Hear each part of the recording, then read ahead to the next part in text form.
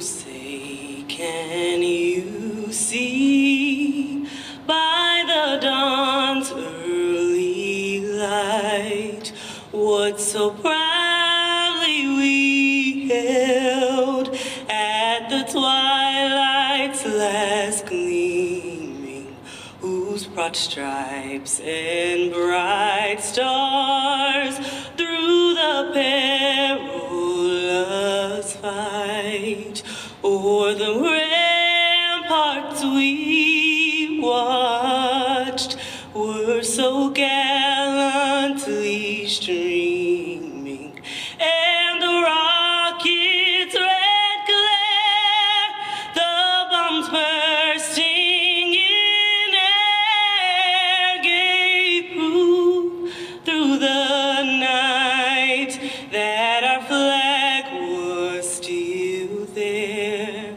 Oh, say does that star-spangled banner yet wave o'er the land of the free and the home of the brave.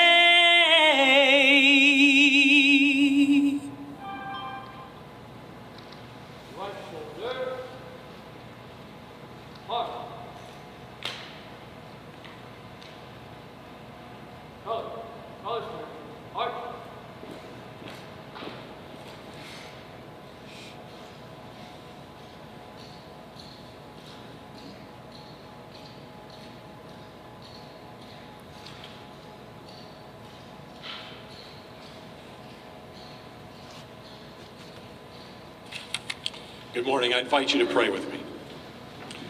Eternal God, today we gather to thank you for this very special moment in the history of our Air Force as we welcome a new and invaluable aviation asset to our family.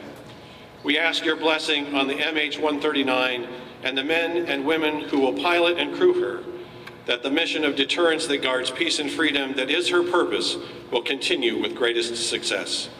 Thank you, Lord, for the incredible work of the dreamers, leaders, designers, workers, acquisitions personnel, and all involved that made this day a reality. Grant all who break the boundaries of Earth and gravity within these aircraft fly protected in the same. Good morning, everybody. What an exciting day. I have to admit, I was a little distracted by the jet ski. I thought we might be getting another early Christmas present. It is just an incredible honor to be here today to celebrate with you the naming of the MH-139 aircraft. I am so excited, and I personally would love to tell y'all, but I have been sworn to a secret, similar to many of y'all as you've been buying presents for your favorites, your spouses and partners and friends and family. And if you need any gift ideas, just let me know. I have plenty.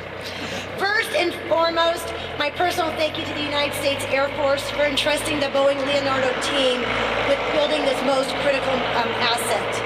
I still remember the day and where I was when I received the call that the team had been selected. An enormous feeling of humbleness overcame me, and of course a dash of celebration. At this time of year, I find it even more important that we say thank you. I want to express my personal gratitude to the women and men of the United States Air Force, the women and men of the collective industry team, and to all who have made today a reality. Now, we may not have a reindeer, but I'm willing to bet that what comes next will be even better. And I'm honored to start this celebration with this great video. Thank you.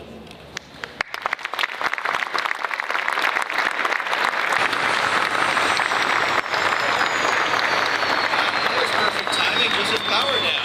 That's excellent. Please take your seats. Okay, can everyone hear me okay? Let me do a sound check in the back there. We're good, okay. Well, first of all, wow, let me collect myself. That was an awesome flight. So thank you very much for everyone who made today possible. I'm absolutely honored to be standing here representing the acquisition community, and particularly my boss, Dr. Will Roper, the Assistant Secretary of the Air Force for Acquisition Technology Logistics, and the Senior Service Acquisition Official. And so on behalf of Dr. Roper, I would like to add my welcome to this morning's events. Sometimes the acquisition community terms are somewhat confusing. So as I was introduced as the Program Executive Officer for ISR and SOF, that is true, but within that portfolio also resides the acquisition and lifecycle sustainment and modernization for the Air Force's vertical lift enterprise. And as part of that, certainly we have now the MH-139 program office. But today's story really starts with another program office within our organization. That's the UH-1N. And as that story starts, we have a legacy platform, a legacy aircraft that's been in service doing excellent for 45 to 50 years. And that presented a huge need that needed to be filled in terms of a capability that has gone past what anyone envisioned its lifespan would be. And so that's the start of the journey. It was with that need, the start of our story today. And with that necessary to replace the UH-1, we knew that that was the case for many, many years.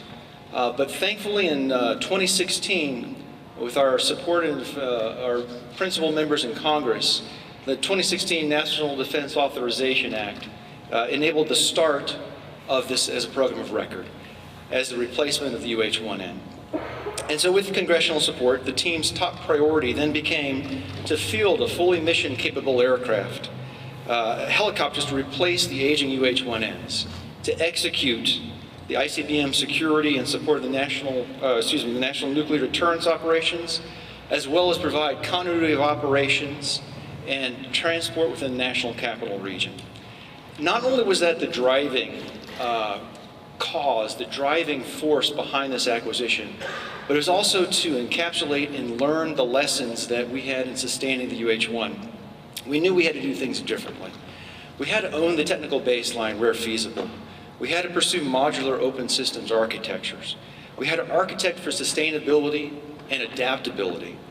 And we had to acquire with a term that our senior acquisition executive, Dr. Roper, uses all the time, and that's celerity. If I had to poll the audience here, does anyone know what celerity actually means? That's okay, I didn't either. We had to all look it up, right? So that is swiftness of movement, and it's all about speed, all while getting best value for the Department of Defense and for the taxpayer. So the acquisition community partnered with Air Force Global Strike Command as our lead MAGCOM in finalizing the requirements and then developing the request for proposal. And then following a deliberate, meticulous, and transparent source selection, the SPO awarded Boeing a contract on 24 September of 18 for up to 84 MH-139 helicopters. And here we are today. To our operators in the field, and we got their thoughts, and this is a perfect alignment. The gray wolf is a species native to the United States. It strikes fear in the hearts of many, and its range is absolutely inherent to the ICBM fuels that we have. These animals are capable of taking down something else 10 times their size, and as they hunt as a pack, as they attack as one, they bring the force of many, and that's exactly how you need to approach the nuclear security mission. It's the perfect approach. So when you think about the way we've done things in the past, and you think about how we need to go forward, I know there are those out there who view the nuclear deterrence mission as a Cold War legacy. And ladies and gentlemen, let me just disavow you of that thinking, because in the 21st century, in what we call a great power competition in the national defense strategy, the return of a long-term strategic competition, we absolutely have to take more modern, more appropriate approaches to this particular mission set. We have to have competitive advantages, and we need to be able to do this affordably with margin over time, because we can't simply just spend our way out of this problem set. So ladies and gentlemen, this helicopter is the first installment, and it couldn't come at a better time. We have the right leaders. We have the right mentality to capitalize on more modern and more relevant technologies. And it's going to be with the tough testing, the great test team that we have here. We're going to combine developmental and operational tests. We'll continue to refine the lethality, improve our readiness, and ladies and gentlemen, I think it'll deliver a very, very sharp spear. When we think about the aerial piece of this mission set, these automated systems, and let me just tell you what they walked me through. This is absolutely amazing what these helicopters can do. And I've flown the UH-1 a little bit, and everything about that's manual, but this is a Cadillac. This is fantastic. But the automation is going to give our operators much more bandwidth to handle a very adverse situation. and the increased adverse weather capabilities will let us be at our peak in some of the harshest climates that we have to operate in. So I'm very pleased to say that.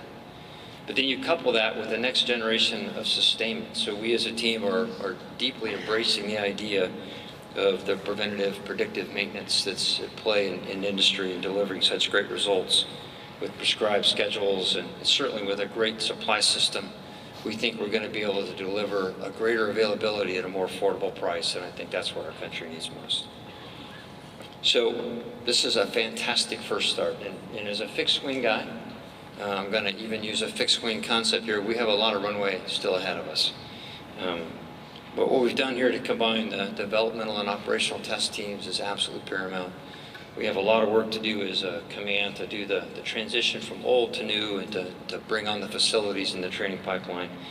But let me just tell you what, I couldn't have asked for a better start to a very, very important program. So hats off to all on that. So before I close, I'd like to say thanks to some key individuals that are with us here today. I'd like to say thanks, of course, to the 96 Test Wing for what you guys are doing. Great teammates for us all here. For the folks here for the test deck and all the work that you're doing here for the combined ETOT team. Awesome, I appreciate you having that. And for the host wing for the use of these great facilities, but certainly to Ms. Corrett, you and your team for all the fantastic stuff you do. So in closing, let me just highlight, I think this mission set is the cornerstone of the security structure of the free world. Let me just say that again. This mission set is the cornerstone of the security structure of the free world.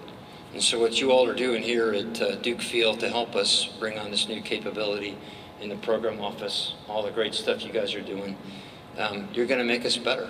We've got a team in the field 24/7, 365 in all weather conditions that are always on watch. We've got bombers with a global vision of what we need to be doing around the world. And we absolutely have to have a competitive advantage, and this is an absolutely essential step. So let me just say thanks to each and every one of you for being here and wish you the happiest of holidays. Thanks.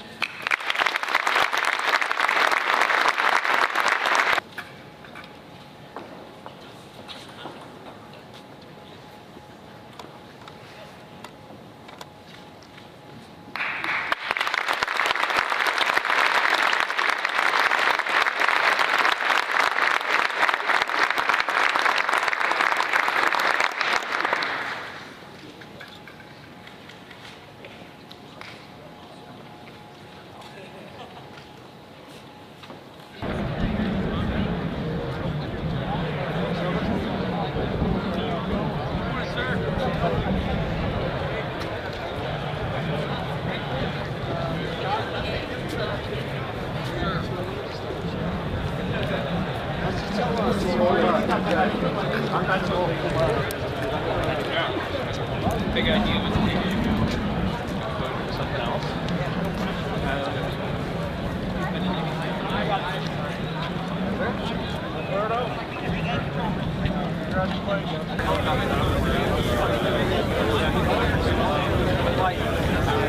Think about like how much dirt on that is. So that's like